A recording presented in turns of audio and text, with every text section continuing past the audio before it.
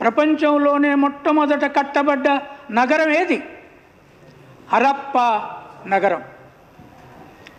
హరప్పా నగరాన్ని హరప్పా అనే వ్యక్తి కట్టాడు.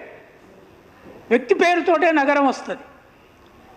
ఆనాడు హరప్పా అనే వ్యక్తి క్రీస్తు పూర్వము 3000 నాడు, అంటే 1500 క్రీస్తు పూర్వం 1500 నాడు ఆర్యులు ఈ దేశానికి వస్తే ఇంకో 1500 వెనక హరప్పా ఒక నగరాన్ని కట్టాడు. హరప్పా ఎవరు? తెలంగాణ గ్రామాలకు పోతే బీరప్ప అనే ఒక గొర్రెల కాపరి దేవుడు ఉన్నాడా? హరప్పా బీరప్ప తాత.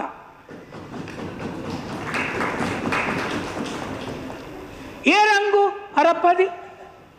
అబ్సల్యూట్లీ ఆఫ్రికన్ నల్ల రంగు.